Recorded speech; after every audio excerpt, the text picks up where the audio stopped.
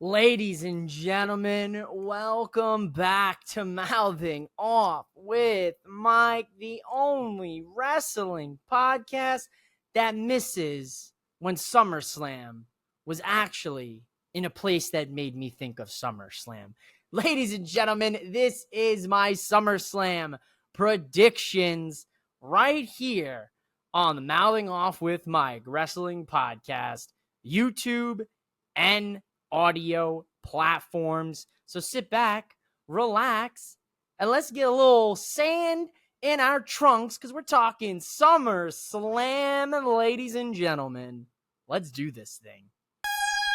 Mouthing off with Mike, mouthing off with Mike, mouthing off with Mike. Welcome in to Mouthing Off with Mike, and welcome in to my SummerSlam predictions. Ladies and gentlemen, we've got SummerSlam coming at you live Saturday afternoon, 4 Pacific, 7 Eastern, on the Peacock, ladies and gentlemen. Get your heads out of the gutter, for the love of all that is holy in this world. We're live on Peacock. We've got a loaded match card, so let's get right down to business. First match we're going to take a look at here on SummerSlam is the Intercontinental Championship match with the champ, Sami Zayn, defending against Braun Breaker. Get the dogs out. Let the dogs out of their cage, as Chano Hayes from Four Sides of the Ring likes to say, because the dogs are going to be barking loud in Cleveland. Hey, listen, it's the home of the dog pound, Cleveland Browns, ladies and gentlemen. But we got Sami Zayn defending that title against Braun Breaker. I'm going to tell you right now, folks, I got to give it to him. And new Intercontinental Champion, Braun Breaker. It kind of goes without saying, folks. The guy is on a trajectory unlike any superstar we've seen come from NXT. There are a few. I'm not going to get into that. We're talking SummerSlam predictions. We're talking about this nice 7-match card, which I'm happy about. Listen, I'm always the fan of the less is more. I'm not afraid to stay up till, 10, 11, 12 o'clock watching a lengthy 14-card match. When it comes to certain pay-per-views, I have no issues. The more the merrier, but I'm a strong believer in less is more. This premium live event for WWE, we've got 7. Now, that is at the time of recording, and I am recording this prior to the start of this week's wrestling shows. So if anything changes, at MOWM_podcast will be your place to go and get those updated predictions. But I'm giving it to Braun Breaker. The guy's unstoppable, and I don't think he's going to stop when it comes to the Intercontinental Championship. So I'm giving it to him.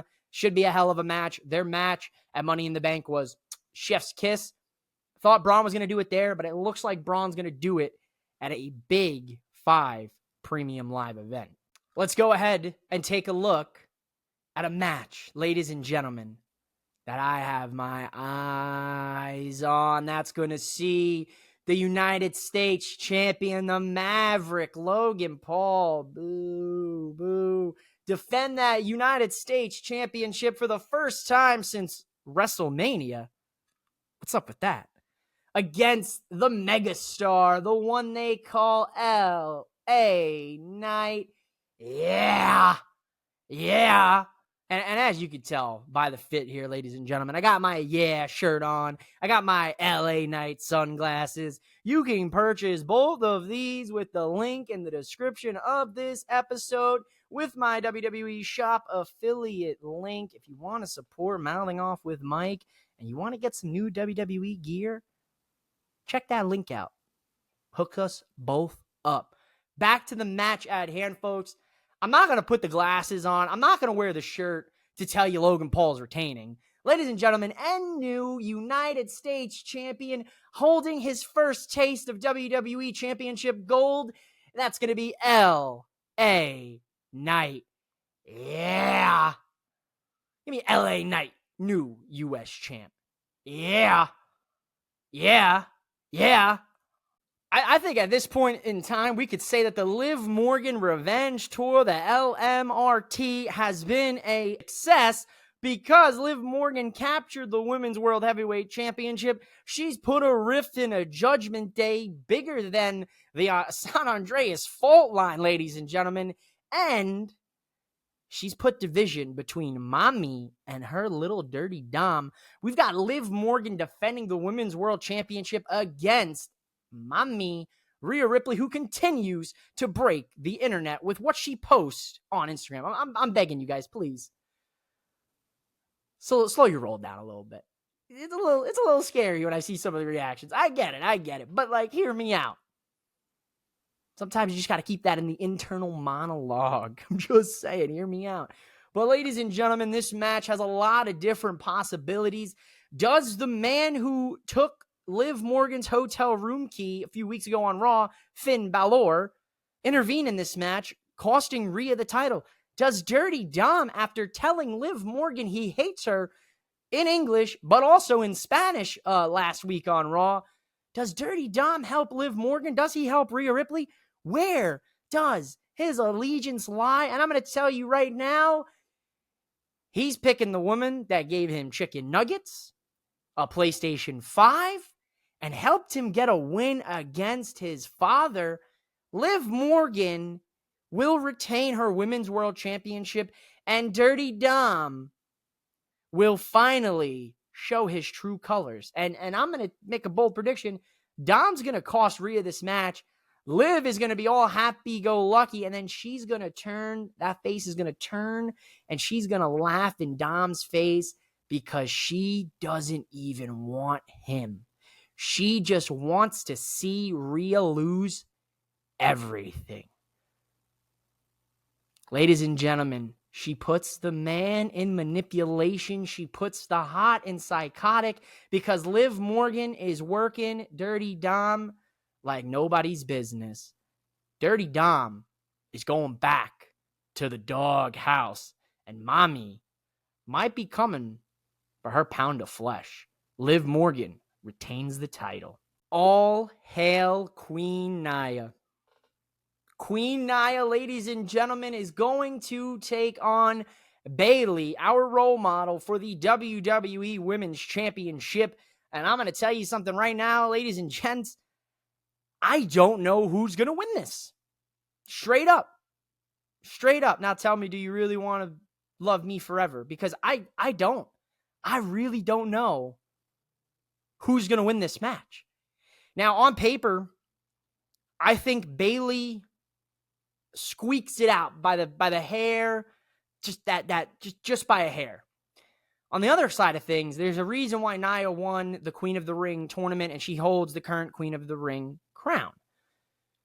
So a part of me is like, Nia's got the edge there, right? There's a reason she's been the MVP, dare I say, from the end of 2023 into 2024 and currently, right? You know, there was a time where I would tell you, man, get her off my TV. And that's in the past, right? I'm talking like 2015, 2016. Now in the year of 2024, I need more Nia, right? We've seen such a drastic improvement in her in-ring, her promo, just overall in her performance. And it is fantastic to see, right? A part of me back in the day used to say, like, get her in NXT. Now I'm like, get her in NXT, but for elevating the NXT women. You know what I mean? Like, she's a great talent. You send down there, let her run roughshod a little bit. Not in the case of like she needs to improve, but she's doing great things. And that's where I'm split here, right? Bayley's doing good things. Nia's doing great things. The pairing of Nia and Tiffany is going to print money. We know Tiffany is Miss Money in the Bank, Tiffy in the Bank. So does Tiffany come into play here, right? That's what everybody and their mother is going to discuss. That's what the main talking point is going to be about. Is going to be, is Tiffany going to cash in on Nia or Bayley? I don't think it happens yet, folks. We have yet to see in the history of the Women's Money in the Bank briefcase, we have yet to see that briefcase go the distance, right? We have not had a long-term story with the Women's Money in the Bank briefcase, and a part of me thinks that that's coming now with Tiffany. We don't have to have her cash in a month or 2 months after the Money in the Bank ladder match. There's no reason for it. Let her field out the opponents in the future, right? If Nia beats Bayley, have Tiffany cozy up with Nia so she puts her guard down. And then Nia has a crazy title defense, and then boom, Tiffany swoops in, gets her. I don't think you have Tiffany cash in. I could be way wrong. Maybe Triple H is cooking something up that, maybe I can't comprehend at this current level. But right now, I will tell you, I'm going to give the win to Nia Jax. I think Nia Jax has deserved a championship since her return. Not only do I think she's deserved it, but I think she's absolutely earned the ability to hold a championship and be the focal point on SmackDown and the SmackDown Women's Division. Now, that does not send Bayley down the back of the line. I think that sets Bayley up for a nice redemption story. Potentially her and Naomi team up.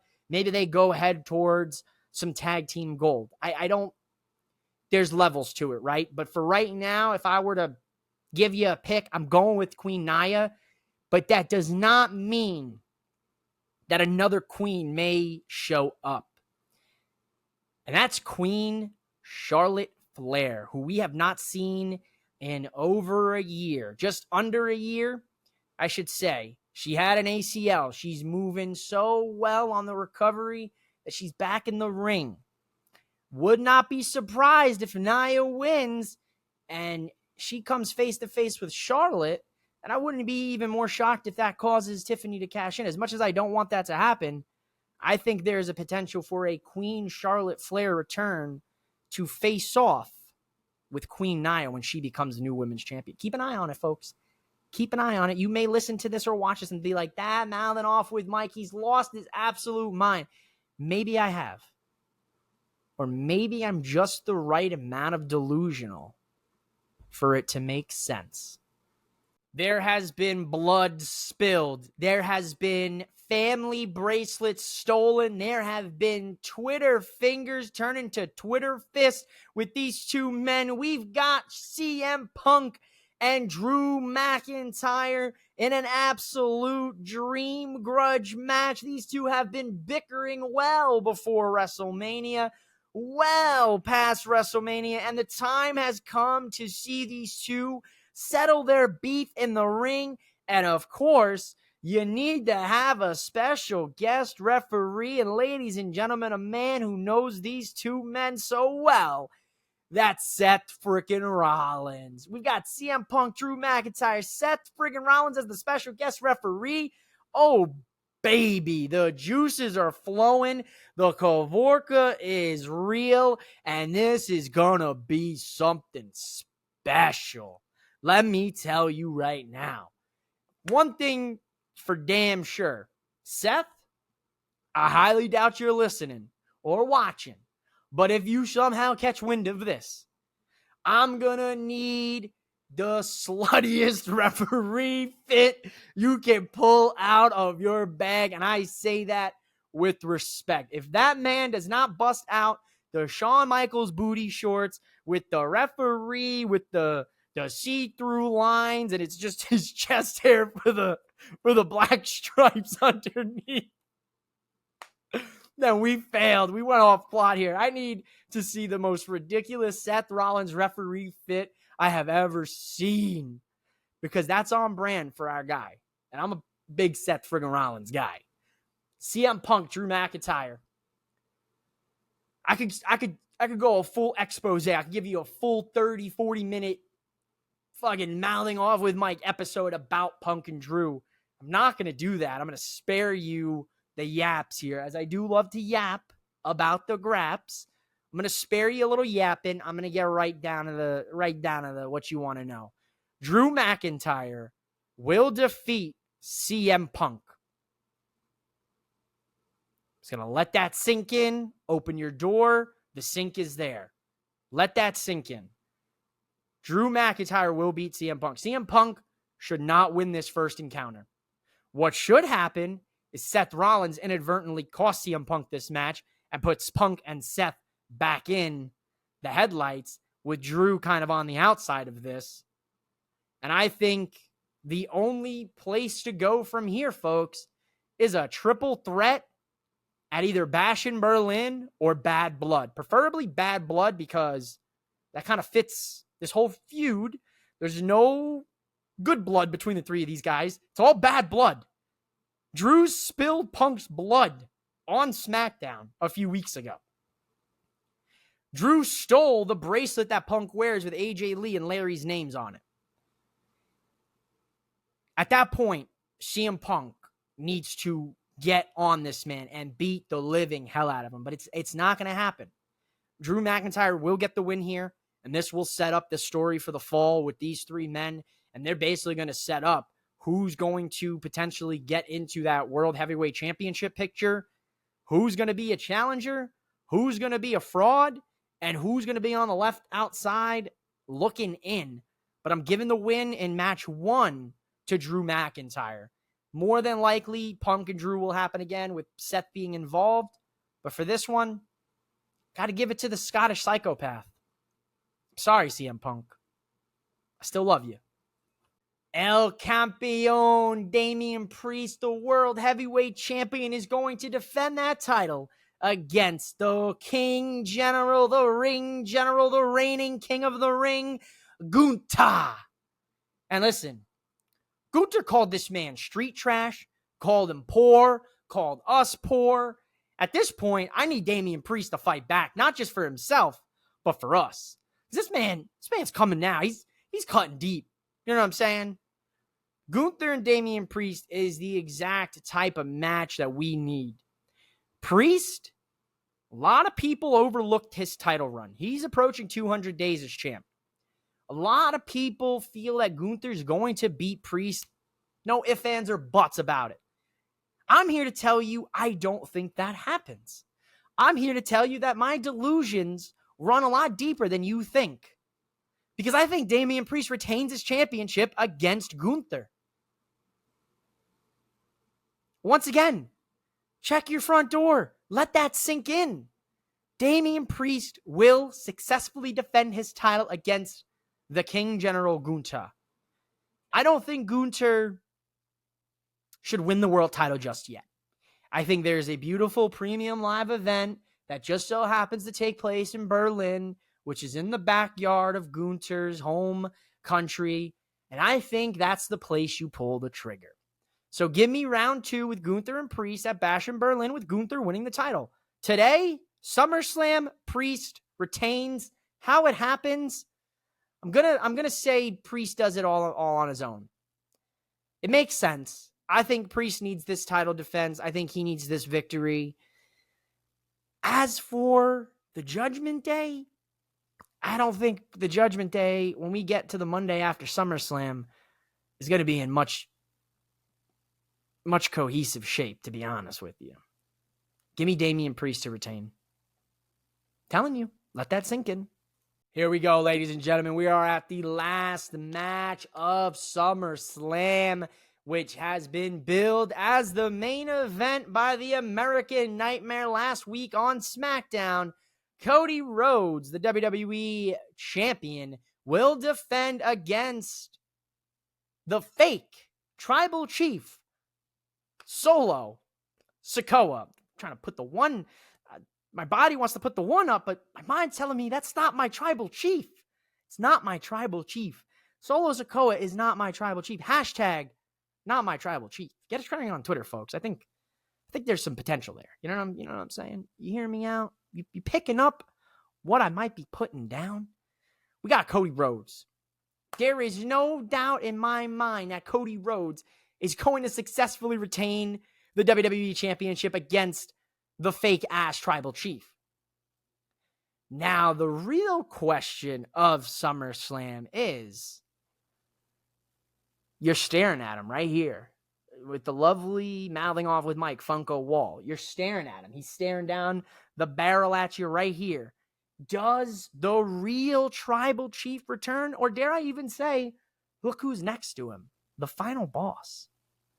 Do we see the return of Roman Reigns? Do we see the return of if you smell what The Rock is cooking? And hell, do we see the return of a certain Uso by the name of Jimmy? Well, folks, in this podcaster's opinion, you gotta have to see one of those returns. I don't want to predict. See, this is where things get tough for me, okay? Cody Rhodes beating Solo Sikoa, that's a given for me. Even with the odds stacked against him, with Jacob Fatu, with Tama Tonga, with Tonga Loa, I should call him Tanga the Pirate. You know, he's got the eye patch over here, you know, Patchy the Pirate or whatever, Tanga the Pirate. But this is where things kind of get They get stuck. They get muddy for me, right? I've toyed with this notion of Roman returning. Roman returning at SummerSlam is a great destination for him to return. It puts us in a year that we are speeding towards Roman versus Solo, Roman's bloodline versus Solo's bloodline. But we can't do that without establishing who Roman's bloodline is. Jimmy was betrayed by Solo. Jimmy also was misused by Roman, mistreated.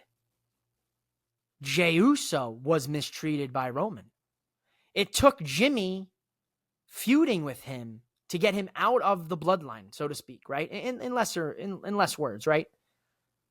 How the hell can you go, all right, Roman returns and everything's going to be all good. They're going to all forgive each other. They're going to shake hands.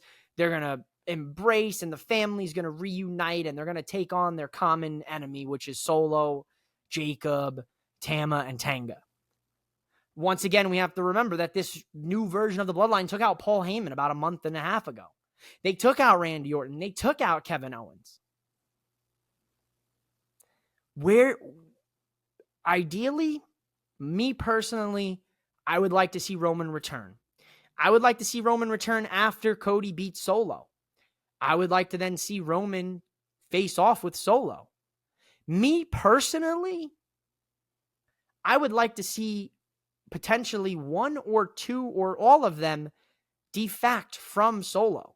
Roman just gets in the ring, puts his one up. Jacob walks over to his side. Tonga walks over to his side, right? But then again, if Roman comes back, Paul has to come back as well. There's a lot on the story that has yet to be fleshed out, because you're obviously going to have Roman go on a redemption arc. Roman has to redeem himself in the eyes of his cousins with Jey and Jimmy. There is no chance that he can feasibly just go up to them and say, hey, I need your help with the bloodline. No, I'm not helping you. You ran us into the ground. You made me beat down my brother. You made me go through hell. You just made me do some of the things I never wanted to do. It's tough. I will already throw out the notion. I've seen it spitballed. The Rock, no bueno. No good. I don't think he's coming back. The guy's got a busy schedule of movies and Moana 2, and he's got that other movie where he's playing a boxer, dude. I'm telling you right now, I don't think we see The Rock maybe around Bad Blood season, which is also the potential of where you see Roman. I think if there's any return that's going to come back, it's going to be Jimmy. Jimmy makes a lot of sense here. Now, how Jimmy comes back, it would have to be to cost Solo the match and or potentially help Cody retain his title. And that's where things get a little muddy, because if Jimmy helps Cody, what's Roman going to say about that? There's so many incredible pieces of storytelling that they are going to be able to tap into the next couple months, and I can't wait. We're going to see the dynamic of Cody being the champion on SmackDown with Roman not being the champion. We're going to see the dynamic of Solo Sikoa having the bloodline, being the tribal chief, having the Ulafala, and Roman does not have that. We're going to see Roman by himself. We're going to see Roman have to redeem himself with Jey, with Jimmy, and hell, with Sammy potentially. And we also don't know the full extent of the relationship when it comes to Roman and The Rock. Could The Rock have just been biding time that whole time when he was helping Roman against Seth and Cody? Could The Rock have been the elder that put Solo in this position? So many questions, not enough answers. But if I were to put my money on it, I think Roman returns after the main event, and I think Jimmy returns during the main event. I'm not fantasy booking. You guys can fantasy book. I'm going to give you my predictions, what I think's going to happen. Probably going to yap a little bit. I definitely yapped in circles, but I had to get the point out. The point had to be made that if I were to pick, I would prefer to see Roman return at the end of the main event, and I would prefer to see Jimmy return in the middle of the main event to cost Solo, and then we can then set up the story on SmackDown of Roman trying to tell Jimmy, hey, cuz, like, oos, I still love you. You still have a place with me at the table after what your brother did to you solo. And then how you get Jimmy back in the mix, that's a question that I don't have the answer to just yet. Cody Rhodes retains his championship. Roman Reigns returns. Jimmy Uso returns. There's no Rock, and that is it for ladies and gentlemen for the predictions here on Mouthing Off with Mike. I do want to tell you, when this episode comes out, it should be... I'm aiming for Wednesday morning. We'll see. I might get this out earlier. I might have this out for you maybe Tuesday night. We'll see how things play out. Stick to Wednesday. Keep an eye on my socials at MOWM_podcast. I will tell you, though, Friday, 7 p.m. Eastern Time, at Two Heads, One Table. It is the president of Boom Broadcasting, Michael Davis. It is me. It is Mouthing Off with Mike. We were going to be in a promo battle for the Internet Wrestling Community Promo Championship. Mike and Mike versus the Enforcer Ed and the EVP CJP. Ladies and gentlemen, I ask that you come in, you have some fun, you listen to us cut some promos. It's going to be a grand old time. Make sure you check it out on Twitter, 4 o'clock Pacific Standard Time, 7 o'clock Eastern Standard Time. Myself and Mike, we're going to try to win gold here, ladies and gentlemen. I'm not going to promise you that we're going to walk in and walk out, wreck everyone and leave. I don't know. I couldn't tell you that on paper. But I will tell you this, ladies and gentlemen. I and myself and Mike, we are going to do our damnedest. We are going to give that promo championship battle everything we've got plus more. Because I want the championship and the title as IWC Promo Battle Champion. Because the boom is here. And Mike and me, we're the boom.